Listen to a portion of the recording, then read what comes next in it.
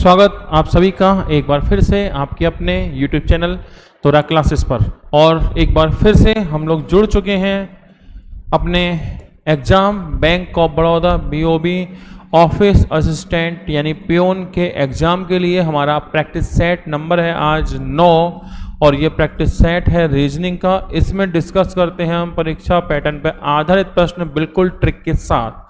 और ये 9 सेट है, 9th सेट है। इससे पहले आपके 8 सेट कंप्लीट हो चुके हैं। तो जो भी स्टूडेंट्स जिन्होंने इससे पिछले वाले सेट नहीं देखे तो वो सभी लोग सेट देख लीजिएगा, क्योंकि उससे ये होगा कि आपकी कनेक्टिविटी एक अच्छी हो जाएगी और रीजनिंग में क्या क्या टॉपिक के क्वेश्चन आ रहे हैं वो सारे टॉपिक भी आपके एक बार रिवाइज हो जाएंगे। ठीक है, तो चलिए इसके अलावा एक और इन्फॉर्मेशन आपके लिए कि इस BOB ऑफिस असिस्टेंट एग्जाम के लिए हमारा एक कोर्स है जिसमें कि कुछ ही सीटें अब बाकी हैं और इस कोर्स में आपको मिल जाती हैं कंप्लीट फैसिलिटी, यानी कि क्या पढ़ें, कहाँ पढ़ें, कैसे पढ़ें, बिल्कुल परेशान नहीं होना। आपको हम जो पढ़ा रहे हैं आप उसे पढ़िए। इसमें आपको मिलती हैं live class, record class, hand retain notes आपको मिलेंगे। इसके अलावा आपको ई-बुक्स मिलेंगे सभी एग्जाम्स के लिए और साथ ही साथ मॉक टेस्ट भी आपको इसमें मिलता है बिल्कुल फ्री। ठीक है, और साथ साथ आपको प्रैक्टिस करनी है, वो यूट्यूब पे हमारी प्रैक्टिस चल ही रहे हैं, उसमें भी आप हमारे साथ रहेंगे।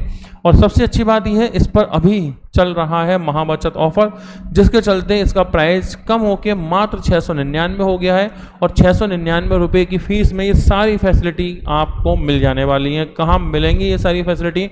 आपको डाउनलोड करना होगा हमारा application Dhora classes app play store से, और इस वीडियो के डिस्क्रिप्शन में भी आपको लिंक मिल जाएगा, वहाँ से भी डाउनलोड कर सकते हैं। और ये हमारा कॉन्टैक्ट नंबर है, हेल्पलाइन नंबर है, इस नंबर पे आप कॉल कर सकते हैं सुबह 9 से शाम 5 बजे तक। ठीक है, तो चलिए बिना देरी किए हुए हम लोग करते हैं अपनी आज की क्लास की शुरुआत। सभी ऑनलाइन वाले लोगों का स्वागत, very good evening all of you. तो चलिएगा हम लोग शुरू करेंगे आज की अपना सेशन को। तो क्वेश्चन आएगा हमारा पहला, यहाँ से हम लोग बात शुरू करेंगे। क्वेश्चन ये है, यदि आप किसी एक पंक्ति में किसी भी छोर से 11वें स्थान पर हैं तो पंक्ति में कितने लोग हैं? तो पहला क्वेश्चन रैंकिंग से है, ये क्रम व्यवस्थीकरण से है। तो इसमें मान लीजिए आपकी पोजीशन यहाँ पर है और आपकी दोनों साइड से जो पोजीशन है वो क्या है? 11। तो पूछा है टोटल इस पंक्ति में कितने लोग हैं। तो इस पंक्ति में जो टोटल लोग हैं हम अगर उनकी बात करें तो याद रखिएगा कभी भी एक ही ऑब्जेक्ट की, एक ही व्यक्ति की दोनों ओर से लोकेशन दी जाए, पोजीशन दी जाए, तो टोटल कितने लोग हैं ये जानने के लिए क्या करते हैं? दोनों को जोड़कर -1 कर लेते हैं। ठीक है, यानी कि 11 + 11 - 1, 22 में से 1 कम करेंगे तो 21। इस पंक्ति में जो कुल लोगों की संख्या है वो है 21, यानी कि 21। ठीक है, बिल्कुल सही पहला आंसर। तो यहाँ से हम लोग बात शुरू करते हैं। तो पहले क्वेश्चन से बात शुरू हो चुकी है, सभी लोग जल्दी जल्दी कनेक्ट करें। और अब हम बढ़ते हैं अपने आज की अगले क्वेश्चन में, सीरीज में। अगला क्वेश्चन ये है, और ये क्वेश्चन किसका है? इसको हम लोग कहते हैं नंबर एनालॉगी। क्या कहते हैं इसे? नंबर एनालॉगी, यानी कि संख्या सादृश्यता। ठीक है, और संख्या सादृश्यता की जब बात आती है तो इसमें आपको क्या करना है? कुछ रिलेशन बनाना है। जैसे इसका इससे रिलेशन है वैसा ही इसका किससे होगा। तो इनके बीच में एक संबंध है, एक रिलेशन है, और वो रिलेशन हमें आगे वेरीफाई करना होगा। ठीक है, तो जैसे अगर हम देखें 23 से 441 कैसे होगा? तो देखो आप ना 23 में से 2 कम करो और उसका कर दो स्क्वायर। ठीक है, यानी कि 21 का वर्ग, और जो कि होता है 441।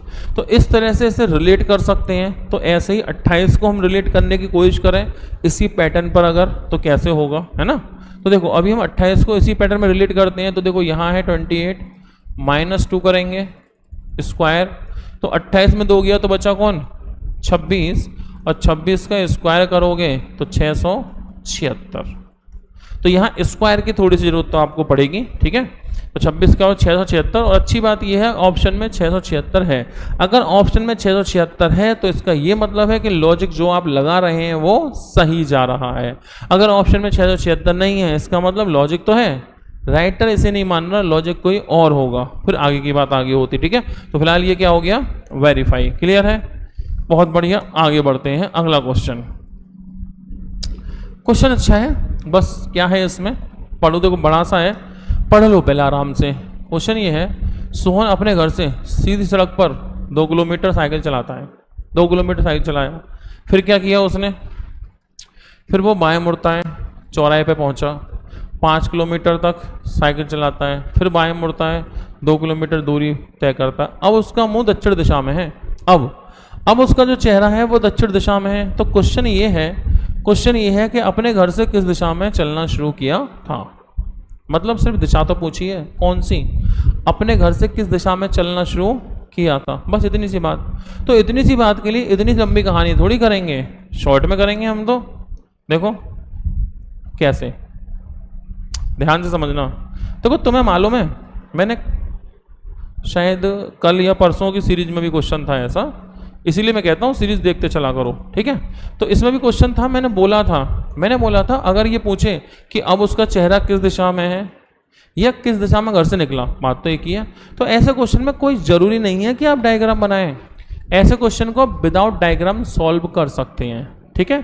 कैसे करेंगे, तो सीधी बात है, दिशा कैसे बदलती है, दिशा चलने से नहीं बदलती। अगर मैं सीधे सीधे चलता चला जाऊं तो दिशा वही रहेगी जो कि है, दिशा नहीं बदलेगी।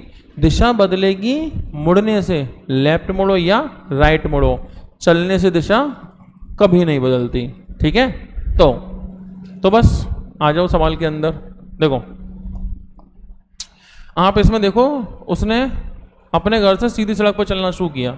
मान लो एक्स दिशा में निकला, किस दिशा में निकला, एक्स में चलता गया। 2 किलोमीटर चले या 20 किलोमीटर या 2000 किलोमीटर, दिशा चलने से नहीं बदलेगी, मुड़ने से बदलेगी, सही है। फिर वह लेफ्ट मुड़ता है बाईं ओर, सही है। तो मतलब अपने घर से किस दिशा में निकला था, एक्स में, फिर क्या हुआ, लेफ्ट मुड़ा, फिर वो लेफ्ट मुड़ा, ठीक है। चौराहे पे पहुंचा, चलता गया, चौराहे से फिर लेफ्ट मुड़ता है, फिर से लेफ्ट मुड़ा, ठीक है, लेफ्ट मुड़ा। और अब उसका चेहरा किस दिशा में है, अब उसका चेहरा दक्षिण दिशा में है। तो फाइनली जो दिशा अब आई, एक्स में 2 लेफ्ट लगाकर, प्लस का निशान लगा लो या मत लगा लो एक ही बात है, मान लो चलो प्लस मुड़ा, प्लस लेफ्ट, फिर लेफ्ट, और नाइन्थ दिशा कौन, दक्षिण, दक्षिण यानी साउथ। अब उसका चेहरा साउथ में है। तो उसने अपने घर से किस दिशा में चलना शुरू किया था, तो भाई ध्यान रखना, जैसे उन्हें तो इधर से प्लस भेजो तो माइनस होता है, माइनस का प्लस होता है, ऐसे ऐसे ही लेफ्ट का राइट, राइट का लेफ्ट होता है, सही है। तो बस फिर क्या करना है, सीधी बात है, लेफ्ट और लेफ्ट, 2 लेफ्ट, तो एक्स बराबर इनको उधर भेजो तो दक्षिण यानी साउथ, इसको भेजोगे तो लेफ्ट की जगह क्या होगा, राइट, 2 राइट, लेफ्ट की जगह क्या हो जाएगा, राइट। अगर शिफ्ट करेंगे, लेफ्ट को शिफ्ट करेंगे तो राइट हो जाता है, ठीक है। इसका मतलब क्या, दक्षिण दिशा में 2 राइट लेने हैं, और तुम्हें पता है 2 राइट का मतलब 180 डिग्री, मतलब अपोजिट, तो कुल मिला के दक्षिण का अपोजिट कर लो। तो तुम्हें मालूम है दक्षिण का अपोजिट क्या होता है, देखो पूरा पश्चिम उत्तर दक्षिण, पूरा पश्चिम उत्तर दक्षिण, दक्षिण ये है तो ऊपर कौन है, उत्तर। तो फाइनली जिस दिशा में घर से निकला था वो दिशा कौन सी थी, उत्तर दिशा थी, यानी नॉर्थ थी। तो आंसर कौन होगा, आंसर होगा ऑप्शन सी। तो इतना देखो बड़ा सा लिखा पड़ी है, लेकिन क्वेश्चन छोटा सा है, सिर्फ इतना सी बात थी कि वो घर से किस दिशा में निकला। तो हमें 2 चीज़ टारगेट करनी है, अगर घर से निकलने की दिशा दी होती तो फाइनल बता देते, फाइनल दी है तो घर से निकलने वाली बता देंगे, डायग्राम की जरूरत नहीं है। मैंने कहा था डायग्राम की जरूरत कब पड़ती है, सिर्फ 2 जगह, नंबर 1 दूरी, घर से कितने दूर है, नंबर 2 घर से किस दिशा में है, घर से किस दिशा में निकला, ये तो नॉर्मल सी बात है। अपने घर से अब किस दिशा में है, तो फिर इसमें डायग्राम बनेगा, क्योंकि हमें घर भी चाहिए और अब की पोजीशन भी चाहिए, तो वहां पे डायग्राम बनता है, ठीक है। तो इसलिए आंसर कौन है, उत्तर। बस एक बार थोड़ा ध्यान से देख लेना, ठीक है। तो इसमें क्या रहेगा, थोड़ा कनेक्टिविटी आपकी अच्छी बन जाएगी, ठीक है। तो बस इतनी सी बात है, थोड़ा सा अच्छे से देखभाल के समझ के चलना, ठीक है। अगला क्वेश्चन ये लीजिएगा, अगला क्वेश्चन पढ़िए इसे।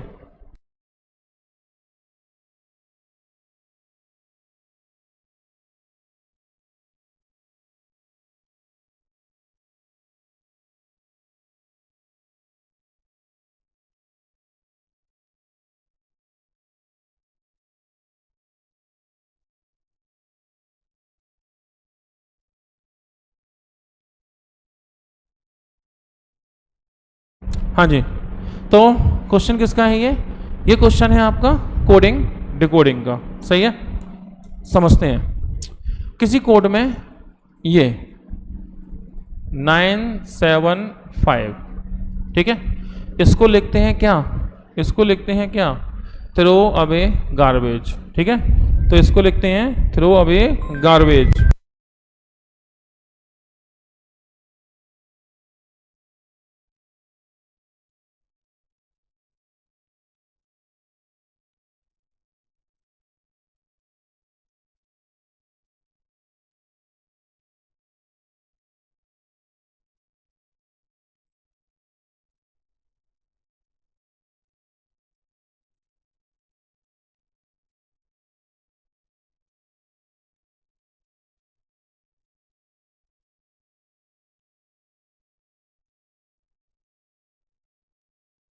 जी, तो ये क्वेश्चन है आपका। तो इसमें क्या है कि इसका ये मतलब है, ठीक है, 975, इसका मतलब क्या है, इसका मतलब है थ्रो अवे गार्बेज, ठीक है, थ्रो अवे गार्बेज शॉर्ट में लिख दिया है। फिर है 5 to 8, 5 to 8, इसका क्या मतलब है, इसका मतलब है give away smoking, give away smoking, ठीक है। फिर अगला है 213, 213, 213, इसका क्या मतलब है, इसका मतलब है smoking is harmful, smoking is harmful, तो हम लिखेंगे स्मोकिंग इज हार्मफुल। ये 3-4 चीजें आपको देखने को मिलती हैं, ठीक है। अब पूछा है गिव के लिए कोड क्या होगा, क्या पूछा है, गिव के लिए कोड क्या होगा, तो हम इसको डिस्कस करने वाले हैं। क्लियर है बात, चलो तो देखो क्या करना है इसमें, ठीक है। तो गिव के लिए क्या पूछा है, कोड। तो सबसे पहले कॉमन देखो, देखो इनमें कुछ कॉमन दिख रहा है क्या, जैसे आपको दिख रहा है AW, इनमें कॉमन है, तो फिर इनमें कोई नंबर कॉमन होगा 5, इसका मतलब AW का कोड कौन है 5। फिर देखो कॉमन, कॉमन देखो स्मोकिंग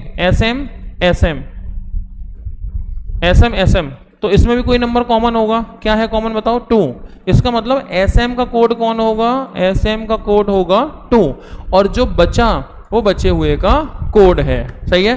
तो आप समझ चुके होंगे हमसे किसका पूछा है, गिव यानी GI, और GI का कोड कौन है 8, तो GI गिव का कोड कौन होगा 8 होगा, और आंसर होगा ऑप्शन बी।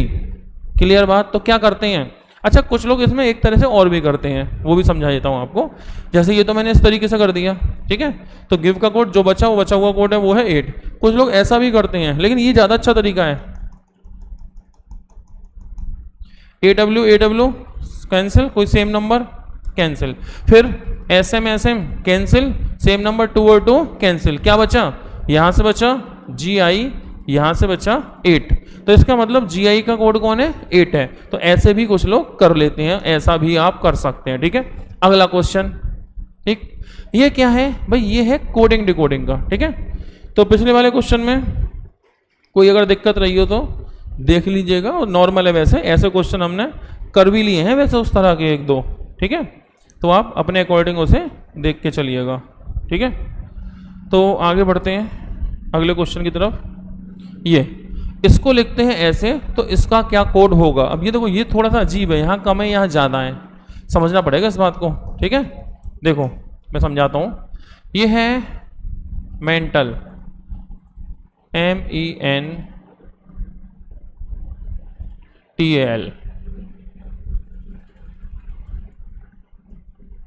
इसको लिखते हैं ऐसा, मतलब LNDFMOSUZVKM, ये तो इसको लिखते हैं ऐसा, तो पूछा है टेस्ट, TEST, इसको कैसा लिखने वाले हैं, ये चीज पूछी है, ठीक है।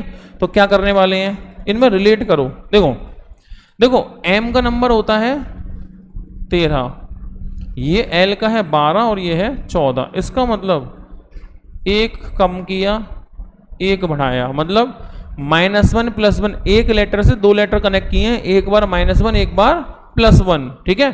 फिर m का नंबर कौन है 5, ये है 4, ये है 6, एक बार -1 और एक बार +1, एक नंबर से फिर दो लेटर। रिलेशन क्या है, रिलेशन है एक बार -1 और एक बार +1, ठीक है।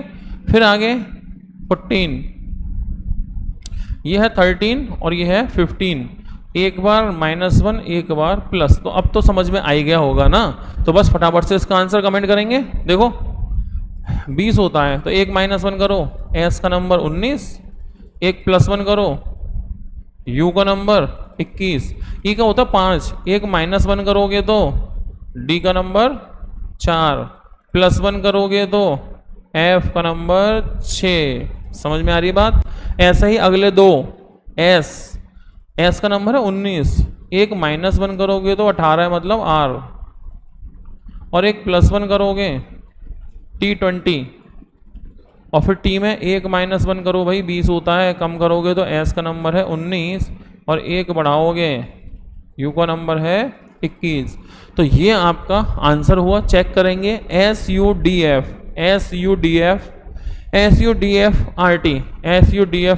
SU option D. तो क्या हो गया आंसर, ऑप्शन डी आपका सही और सटीक आंसर क्वेश्चन नंबर 5 के लिए, ठीक है। यहाँ तक उम्मीद है सारी बातें ओके हैं, सब समझ में आ रहा है, ठीक है। चलिए बढ़ते हैं आगे की तरफ। तो अगला क्वेश्चन, ये क्वेश्चन बढ़िया है, अच्छा है। देखो क्या है इसमें, क्या है, एक सिंपल है वैसे। रविंद्र अपनी बहन के यहाँ घूमने गया। कौन गया, रविंद्र। देखो छुट्टियों का मौसम चल रहा है, सब लोग घूमने जा रहे हैं, आप भी जाते होंगे नानी वानी के यहाँ, ठीक है। ये ऐसे करके लोग आते जाते हैं, ऐसे ही रविंद्र है। रविंद्र गया अपने कहीं घूमने, कहाँ, बहन के यहाँ, ठीक है। तो रविंद्र अपनी बहन के यहाँ घूमने गया। इसका नाम तन्नू है। क्या नाम है, तन्नू। अब तन्नू बंटी के साथ खेल रही थी कैरम, ठीक है। तो उसकी एक पुत्री है उसकी बहन की, जिसका नाम तन्नू है। तो रविंद्र की बहन है, तो यहाँ देखो रविंद्र हो गया, रविंद्र हो गया, रविंद्र की बहन हो गई। इसकी बेटी कौन है, तन्नू इसकी बेटी हो गई, ठीक है। और तन्नू किसके साथ खेल रही है कैरम, बंटी के साथ। तो रविंद्र का बंटी से क्या संबंध है, अब तन्नू कैरम खेल रही है बंटी के साथ। अब बंटी का रविंद्र से क्या संबंध है, अरे भैया कैरम खेलने से थोड़ी कोई रिलेशन बन जाएगा। कोई रिलेशन पता है क्या, नहीं पता, आंकड़े अधूरे हैं। हाँ, तन्नू रविंद्र की भांजी है, उसकी बहन की बेटी है, ठीक है। तो ठीक है, ये मामा है, भांजी है, ये तो ओके। लेकिन कैरम खेल रही बंटी के संग।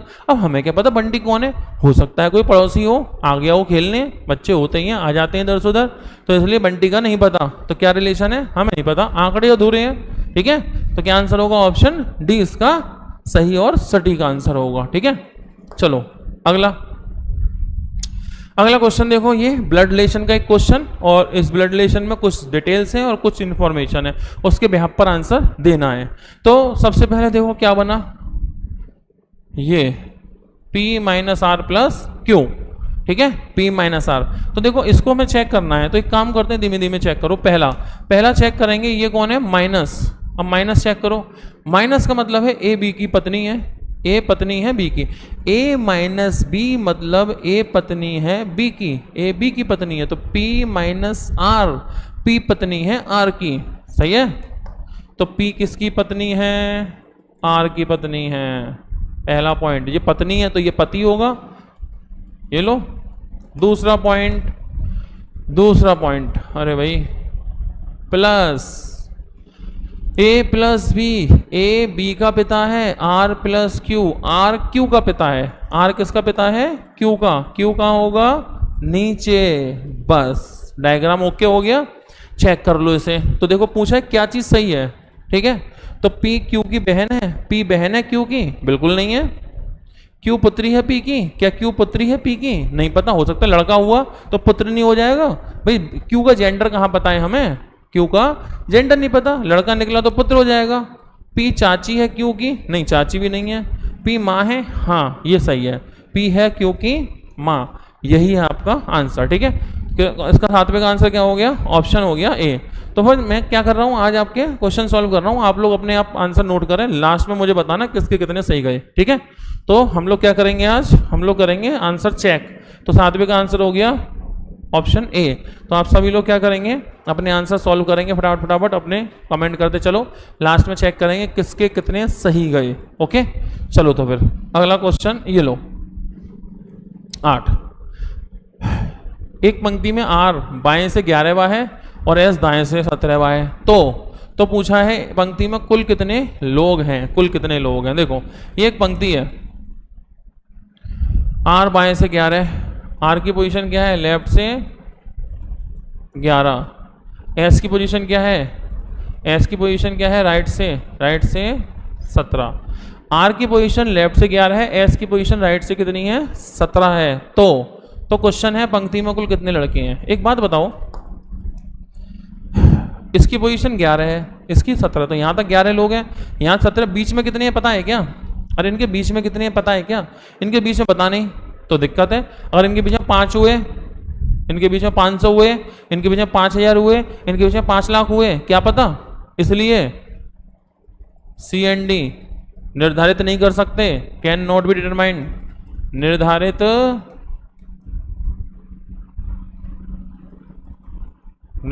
नहीं कर सकते।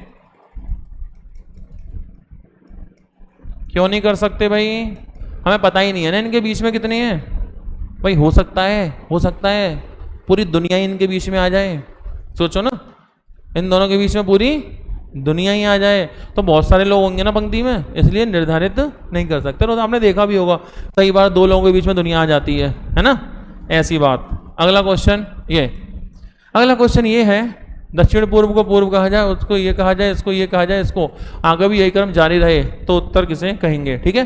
तो बस आप क्या करना, आंसर निकालते चलो और कमेंट करते चलो, लास्ट में चेक करेंगे किसके कितने सही गए, ठीक। तो देखो फटाफट से इधर, दक्षिण पूर्व को पूर्व कहा जाए, दक्षिण पूर्व को क्या कहा जाए, पूर्व, ठीक, दक्षिण पूर्व को पूर्व कहा जाए और ऐसी जारी रहे। तो उत्तर किसे कहा जाए, तो ध्यान से पढ़ना, बर्बादी मत कर देना। उत्तर किसे कहा जाए, ये नहीं पूछा उत्तर को क्या कहा जाए, उत्तर किसे कहा जाए, ये है क्वेश्चन, ठीक है। And so on, then which be called north, किसको नॉर्थ कहेंगे, मतलब ये गायब है, उत्तर किसे कहा जाए, ये पीछे का बताना है, आगे का मत बता देना, ठीक है। देखो दक्षिण पूर्व को क्या कह रहे हैं, उत्तर पूर्व, ठीक है, ये हो गई 4 डायरेक्शन और ये हो गई 4। दक्षिण पूर्व को पूर्व कह रहे हो, तो दक्षिण पूर्व, ये है दक्षिण पूर्व और ये है पूर्व। दक्षिण पूर्व को पूर्व कह रहे हो, इसका मतलब एक स्टेप पीछे, -1, तो इसमें ही -1 करेंगे, -1 करके उत्तर आना चाहिए, -1 करके उत्तर आना चाहिए, ध्यान रखना, -1 करके क्या आना चाहिए, उत्तर चाहिए। तो ये है उत्तर और ये है उत्तर पूर्व, सही है। और ये कैसे आएगा उत्तर, -1 करने के बाद, तो उत्तर पूर्व से उत्तर लाना है -1 करके, तो किस में करोगे, उत्तर पूर्व में ही तो -1 करोगे तो उत्तर आएगा। इसका मतलब जिस दिशा की तुम्हें तलाश थी वो दिशा कौन है, उत्तर पूर्व, नॉर्थ ईस्ट। इसमें गड़बड़ी क्या करते हैं लोग, इससे आगे वाले को कनेक्ट कर देते हैं, जो गलत हो जाता है, तो पढ़ना पड़ेगा ना। ये नहीं बोला कि उत्तर को क्या कहा जाए, बोला है किसे उत्तर कहा जाए, क्लियर। अगला क्वेश्चन, टोटल काउंट करते चलो, ये इसमें छांटना है विषम, क्या छांटना है, विषम छांटना है, ठीक है, विषम छांटिए, विषम छांटिए, ये है। तो इसमें पूछा है कि विषम छांटिए, ये बोला है, ओके। तो विषम छांटना है, कैसे छांटना है, देखो समझो, माँ, दादाजी, पिताजी और पत्नी, ठीक है। तो इनमें कौन अलग है, माँ है, दादा है, पिता है, पत्नी है। भैया इनमें अलग है पत्नी, क्योंकि ये घर में झगड़ा करवा देती है इसलिए, अरे नहीं, ऐसी बात नहीं है, ये सारे रिश्ते हमें ऑटोमेटिक मिलते हैं और ये रिश्ता बाद में बनता है। ठीक है भाई, सारे रिश्ते तो आपको जन्म लेते ही मिल जाएंगे, माता कौन है, दादा कौन है, पिता कौन है, सारे रिश्ते ऑटोमेटिक अरेंज हैं। बस पत्नी, ये रिश्ता भैया मिलाना पड़ता है, ढूंढना पड़ता है। ठीक है, तो ये इसमें अलग होगा। अगला, अंग्रेजी वर्णमाला के आधार पर इस सीरीज में बताना है कौन होगा अगला ऑप्शन। ठीक है, तो देखो इसमें क्या करना है, ABC FGH LMN STU और फिर पूछा क्वेश्चन मार्क आगे क्या था, तो चेक करते हैं। चलो देखो, सबसे पहला ABC लगातार ही है, इसके बाद FGH, कौन छूट गया, कौन छूट गया, तो C के बाद DE, दो छूट गए, FGH, H के बाद L, कौन छूटा, H के बाद IJK, IJ के 3 छोड़ दिए, ये आ गया। फिर इसके बाद N के बाद NOPQR, फिर आ गया STU, मतलब पहले 2 छोड़े, 3 छोड़े, 4, इस बार छोड़ोगे 5 छोड़ दो, U के बाद UVWXYZ, हो गए क्या 5। अब कौन आएगा फिर, Z के बाद तो फिर ABC आएगा ना, अरे 5 छोड़ दिए तो ABC आएगा, इसका मतलब आंसर होगा ऑप्शन C। ठीक है, तो यहां तक पहुंच चुके हैं आप लोग, 11 क्वेश्चन हो चुके हैं, आंसर आ चुका है ऑप्शन C। सभी लोग अपने कमेंट को बनाए रखें और लास्ट में चेक करेंगे किसके कितने सही गए। ठीक है, अगला क्वेश्चन ये लो, नंबर सीरीज, संख्या श्रृंखला, मतलब कि 7, 17, 25, 53, 61 और पूछा है क्या होगा, क्या होगा, चेक करें। यह है नंबर सीरीज, तो इसमें 10 का अंतर, फिर इसमें 8, इसमें 28, कुछ अलग ही कहानी है, कोई बात नहीं। 7 दूनी 14 और 3 17 प्लस के 8, 25 दूनी 50 और 3 53, सही है, प्लस के 8, प्लस के 8, फिर इसके बाद 61 दूनी 122 और 3 122 और 3 125। ठीक, तो ऑप्शन होगा डी। ठीक है, क्या किया, ये डबल स्टेप का क्वेश्चन है, पहले क्या किया, एक बार दुगना किया 3 जोड़ा, फिर 8 जोड़ा, फिर डबल करके 3 जोड़ा, फिर 8, अल्टरनेट सीरीज कहते हैं इसे, क्या कहते हैं, अल्टरनेट। तो इस आधार पे आंसर होगा आपका ऑप्शन डी।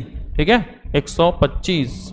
अगला क्वेश्चन ये क्वेश्चन है आपका डिक्शनरी अरेंजमेंट, क्रम व्यवस्थीकरण। ठीक है, तो मतलब डिक्शनरी के अकॉर्डिंग जब अरेंज करेंगे तो कौन पहले आएगा, ये पूछा है।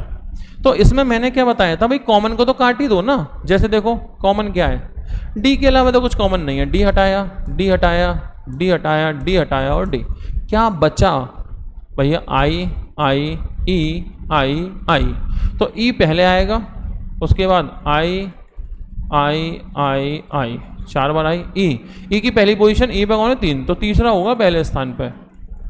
लो जी भैया, अब इसके बाद आई बचे, तीसरा, लो इतने में ही खत्म, तीसरा पहला कौन है, ये खत्म, इसमें तीसरा नहीं है, इसमें नहीं है, इसमें नहीं है, यही है, पहले स्टेप में दम तोड़ दिया सवाल ने। ठीक है, क्योंकि मैं आई को चेक करता कि कौन सा आया, कौन सा कहाँ पे आएगा, लेकिन ई पहले ही आएगा और पहले ई आएगा, ई का नंबर 3 पहले, और 3 सिर्फ इसी में है, तो बस यही आपका डिक्शनरी का अरेंजमेंट है। ठीक है, तो क्या ऑप्शन हो गया, ऑप्शन हो गया डी। ठीक है, अगला क्वेश्चन ये, एक कोड लैंग्वेज है जिसमें इसको ऐसा लिखा जाता है, तो इसको कैसा लिखा जाएगा ये आपसे पूछा जा रहा है। ठीक है, चेक करते हैं। देखो इसकी बात करें, HORNS, इसको लिखते हैं ऐसे, SRONH,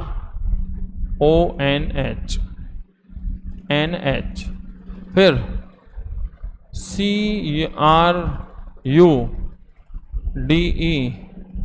इसको लिखा है हमने UREDC, और इस ही ऑर्डर में फैक्टर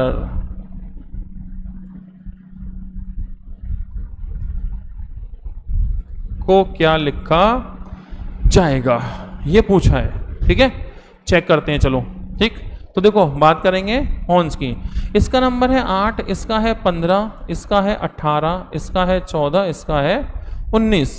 सही है, तो अब इसमें चेक करो, 19 आ गया, फिर 18 आ गया, 15 आ गया, 14 आ गया, 8 आ गया। ठीक है, तो कुछ समझ में आ गया नहीं आया?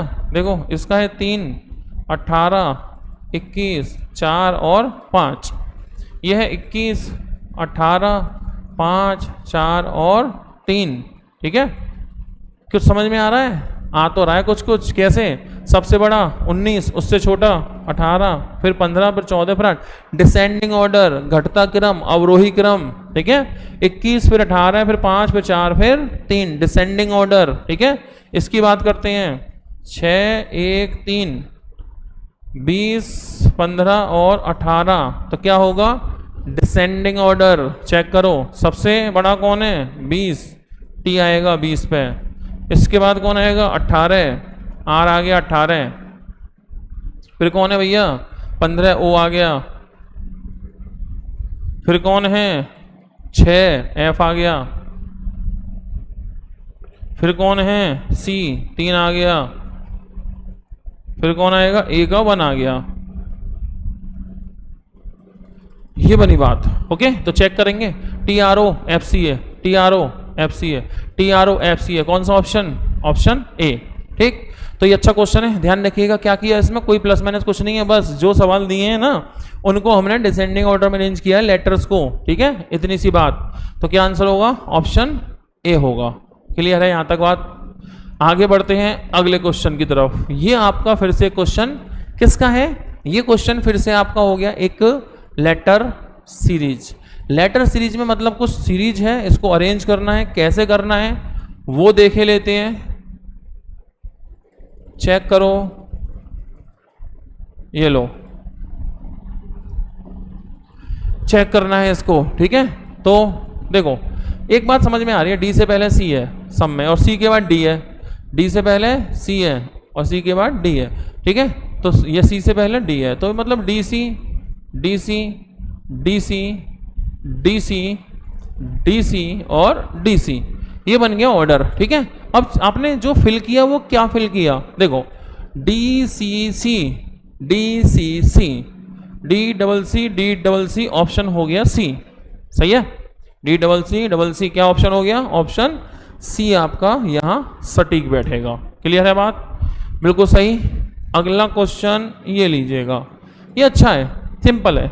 तो कई बार ऐसा होता है कि बिल्कुल सिंपल क्वेश्चन मिल जाते हैं आपको, इन्हें मैं कहता हूं बिल्कुल टॉफी लेवल के, सिंपल से, बहुत आसान से। जैसे, लेकिन पता है प्रॉब्लम, किसी को हिंदी की इतने शब्द समझ में नहीं आए ना, उसे दिक्कत है, या किसी को इंग्लिश के सब शब्द में नहीं आए तो दिक्कत है। तो ये दिक्कत तो खैर हो सकती है, वैसे आसान है। धीर और शांत, पेशेंट और काम, मतलब सिमिलर टर्म है, ये सिमिलर टर्म है, समरूप शब्द है, सिनोनियम टाइप। धीर, शांत, सिमिलर। तो उत्तेजित, एक्साइटेड, उत्तेजित का कौन होगा? एंग्री, क्रुद्ध। चुप नहीं होगा, नीरस नहीं होगा, अभिमानी नहीं होगा, क्रुद्ध, एंग्री। ठीक है, तो सेम सेंस में हमें लेके चलना है, तो उसी अकॉर्डिंग लेके चलेंगे। धीर का है शांत, तो उत्तेजित का कौन होगा? क्रुद्ध होगा। तो कौन ऑप्शन? ऑप्शन डी सही है। अगला क्वेश्चन, तो सभी आपने आंसर बना के रखो, लास्ट में चेक करने वाले हैं कि किसके कितने सही जाने वाले हैं आज की इस सीरीज में। ठीक है, चलो। तो पूछा है अंग्रेजी वर्णमाला के वर्णानुक्रम आधार पर एक सीरीज है, इसमें अगला क्या होगा? तो चेक करो, चलो देखो, डी, जी, सी, एच, के, जी, एल, ओ, के, एल, ओ, के, पी, एस, ओ, पी, एस, ओ, और फिर यह है क्वेश्चन मार्क। ठीक है, तो अब हम चेक करेंगे, तो नंबर चेक कर लो ना। देखो ये है 4, 4, ये है 8, ये है 12, ये है 16। समझ में आई कुछ बात? 4 बढ़ा दिया, 4 बढ़ा दिया, 4 बढ़ा दिया और 4, 16 4 20, 20 का मतलब टी, ठीक है, 20 का मतलब टी, और टी किस में है? सिर्फ इसमें, बाकी करने की जरूरत नहीं है। क्यों? क्योंकि टी है और वो सिर्फ इसी में है, इसलिए हमें आगे जाने की जरूरत नहीं है। लेकिन आगे जाएंगे तो मैच करेंगे तो मैच हो जाएगा। कैसे? देखो 7 और 11 है, 7 और 4 11, 15, 11 और 4 15, 19, 15 और 4 19, 19 और 4 23, और 23 मतलब W, TW मतलब कि TWS यही होगा। तो क्या किया इसमें? नंबर आपको अच्छे याद होने चाहिए। जिसको नंबर बहुत अच्छे याद है वो बहुत जल्दी आंसर देगा, फटाफट से कर देगा। जिसको नंबर याद नहीं है उसको दिक्कत होने वाली है, ठीक है। तो ये सारा खेल किस पर निर्भर करता है? नंबर पे, ठीक है। तो अगले क्वेश्चन की तरफ बढ़ते हैं, चेक करेंगे अगला क्वेश्चन क्या होने वाला है। क्वेश्चन ये है भाई, ये है नंबर एनालॉगी, शब्दों की सादृश्यता, ठीक है, नंबर एनालॉगी। तो ये है 6 का 222, तो रिलेशन बनाना है 6 का 222 से कोई हो, जैसा होगा वैसा ही फिर 7 का बनाएंगे, किससे होगा। तो रिलेशन चेक करें। तो एक बात बताऊं, हल्का हल्का दिमाग में आ रहा हो, अगर 6 की पावर 3 कितनी होती है? 216, 6 की पावर 3 में 6 ही जोड़ दो, तो भाई 216 प्लस 6 हो गया 222। तो ऐसे ही 7 की पावर 3 करके 7 ही जोड़ दो, ठीक है। तो 343 और प्लस में 7, लो जी कितना हो गया? 350, मतलब कि आंसर ऑप्शन सी, ठीक है। तो थोड़ा सा ऐसा करिएगा, थोड़े से स्क्वायर, थोड़े से क्यूब, थोड़ा सा वर्ग, थोड़ा सा घन याद रख लीजिएगा, कहीं ना कहीं आपको उससे थोड़ा आसानी हो जाने वाली है, ठीक है। तो क्या करेंगे? थोड़े स्क्वायर क्यूब याद करेंगे, बात बनेगी तब। अगला क्वेश्चन ये किसका है? ये है कथन और धारणा, पूर्व धारणा, एजम्पशन, स्टेटमेंट एंड एजम्पशन। तो ये स्टेटमेंट एंड एजम्पशन का क्वेश्चन है, ठीक है। समझते हैं कैसे। देखो एक बात कही है यहाँ इन्होंने कि एक धनी व्यक्ति को मधुमेह, डायबिटीज होने की अधिकतम संभावना होती है, ठीक है। तो बोला गया है कि जो धनी व्यक्ति है उसको मैक्सिमम चांसेज है कि वो डायबिटिक हो जाए, उसको शुगर हो जाए, ऐसा बोला है कथन में। तो आपको बताना है पूर्व धारणा। धनी व्यक्तियों में मृत्यु का अधिकतम कारण मधुमेह है और गरीब व्यक्तियों को मधुमेह नहीं होता, सही है। तो एक बात बताओ, धनी व्यक्ति को मधुमेह होने की संभावना है, तो इससे ये बात थोड़ी होगी गरीब को होगा ही नहीं। अरे इनको अधिकतम संभावना है तो गरीब व्यक्ति को हो सकता है न्यूनतम संभावना हो, लेकिन ऐसा कैसे बोलना? संभावना नहीं है, सही बात है ना। तो ये बात तो कैंसिल। दूसरी बात, अच्छा धनी व्यक्तियों को मधुमेह होने की संभावना हाई है, हाई रिस्क है मधुमेह का यानी डायबिटीज का, लेकिन उनकी मृत्यु का कारण मधुमेह है, ऐसा इस स्टेटमेंट से फॉलो नहीं होगा, सही है। तो इसमें ना तो पहला और ना तो दूसरा, कोई भी नहीं होगा, तो आंसर होगा ऑप्शन डी। क्योंकि इसमें ऐसा नहीं बोला कि मधुमेह की संभावना, डायबिटीज होना है लेकिन डायबिटीज से उनकी मृत्यु हो जाएगी, ऐसा इस स्टेटमेंट से क्लियर नहीं है। और दूसरी बात, डायबिटीज से वैसे भी कोई मृत्यु नहीं होती, डायबिटीज की वजह से कुछ ऑर्गन काम करना बंद करेंगे, मृत्यु उनसे होगी, डायबिटीज से कोई ऐसा मैटर नहीं है। ऐसा कभी नहीं सुना होगा कि डायबिटीज से मर गया। हाँ ये हो सकता है डायबिटीज हुई, डायबिटीज से हार्ट पे प्रेशर पड़ा और उनका हार्ट ने काम करना बंद किया और आ गया हार्ट अटैक, ऐसा होगा तो हार्ट अटैक बोला जाएगा ना, मधुमेह का तो वैसे कोई मतलब नहीं होता, ठीक है। तो इसलिए कोई नहीं। अगला ये है स्टेटमेंट एंड आर्गुमेंट, कथन और तर्क। तो यहां क्या होता है, आपके लिए एक प्रश्न है और 2 तर्क हैं, 1 और 2। इस प्रश्न को पढ़ना है और इन तर्कों में से बताना है कौन सा जो तर्क है वो अलग, वो स्ट्रांग है, कौन सा तर्क है वो मजबूत है, वो चीज बतानी है। तो क्या क्वेश्चन है? बहुत ही अच्छा क्वेश्चन है, पढ़ के देखें। क्वेश्चन ये है, क्या माता पिता को अपनी बेटियों को शिक्षित करने में उतना खर्च करना चाहिए जितना कि अपने बेटों को शिक्षित करने में खर्च करते हैं?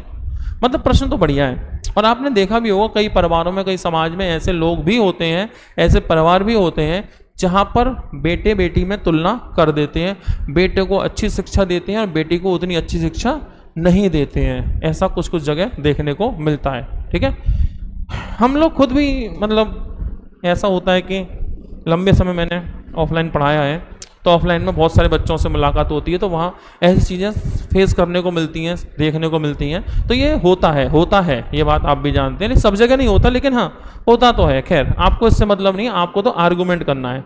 तो पहला आर्गूमेंट है, क्या बेटियों पे खर्च करें? पहला बोला है नहीं, मत करो।